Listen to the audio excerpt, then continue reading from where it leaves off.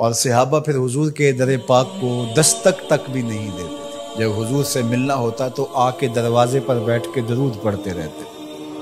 حضور جب خود آتے تو کوئی بات کہتے، انتظار کرتے رہتے۔ اور آقا کریم کا طریقہ بھی یہ تھا کہ جب حضور گھر تشریف لے جاتے اور حضور نے فوری پلٹ کے واپس آنا ہوتا تو حضور اپنے نالین باہر اتار دیتے۔ یہ سائن تھا اس بات کا کہ رکیے، حضور ابھی آ رہے ہیں۔ اور حضور نے اگر استراحت فرمانی ہے، ابھی نہیں آنا، تو حضور نالین سمیت چلے جاتے۔ حضور بھی خیال رکھتے تھے کہ کوئی دیر تک نہ بیٹھے، اب تشریف لے گئے ہیں، دیر کے بعد آئیں کہ کوئی کام کر لیں، کھانا کھا لیں، چلے جائیں۔ لیکن حضور نے اگر فوری پلٹ کے آنا، چند لمحوں کے لیے گئے ہیں گھر، 10 منٹ کے بعد پھر آئے، تو حضور نالین دروازے کے ساتھ ہی اتار کے چلے جاتے۔ نالین کو دیکھ کر صحابہ جان لیتے کہ ابھی حضور آئے۔ کہا اتنی دیر تک نالین دیکھتے رہو، قدموں کے نشان ڈھونڈتے رہو، مصطفیٰ جان رحمت آنے ہی والے ہیں۔ اللہ اکبر، تمہاری نظریں نبی کے نالین پہ لگی رہیں۔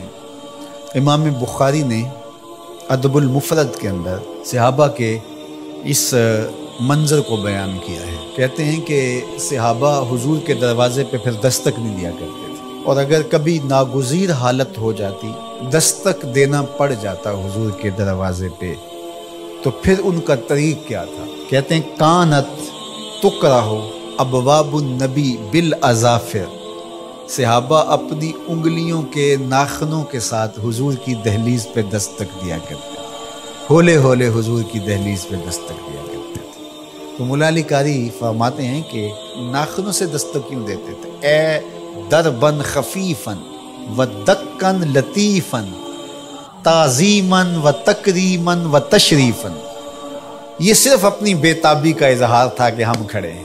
یہ ادب ہے ان کا، یہ محبت ہے ان کی۔ اللہ اکبر۔ حضرت ابو ہریرہ نے ساری زندگی کمان کو بے وضو ہاتھ نہیں لگایا۔ کسی نے کہا ابو ہریرہ یہ کمان تو ہندوستان سے بن کے آئی ہے۔ کہا کہ اس کمان کو بھی بے وضو ہاتھ نہیں لگاؤں گا، اس لیے کہ اس کی شکل اس کمان سے ملتی ہے جو میرے حضور کے ہاتھ میں رہی، میں اس کو بھی بے وضو ہاتھ نہیں لگاؤں گا۔ یہ تھی ان کی محبت۔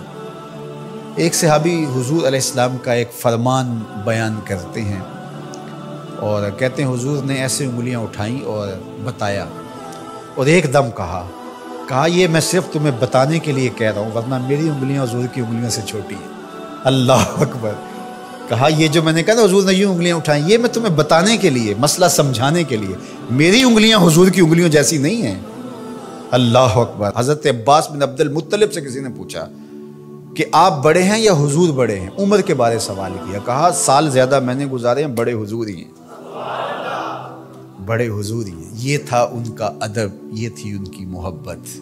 آپ اگر مجھے پوچھیں کہ دین کیا ہے تو میں اقبال علیہ رحمہ کا لہجہ ادھار لوں گا۔ انہوں نے کہا دین سراپا سوختن اندر طلب، انتہائش عشق آغازش ادب، طلب محبوب میں تڑپنے کا نام دین ہے، ادب سے شروع ہوتا ہے عشق پہ ختم ہو جاتا ہے۔ جو دین ادب سے شروع نہ ہوتا ہو اور عشق پہ ختم نہ ہوتا ہو، وہ دین ہی نہیں ہے۔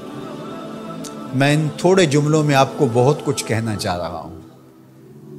آپ پوچھتے رہتے ہیں، مسائل پوچھتے رہتے ہیں، میں 2 لفظوں میں آپ کو بتا رہا ہوں۔ جو بھی دین ادب سے شروع نہ ہوتا ہو، عشق پہ ختم نہ ہوتا ہو، وہ دین نہیں ہے، کوئی اور ہے۔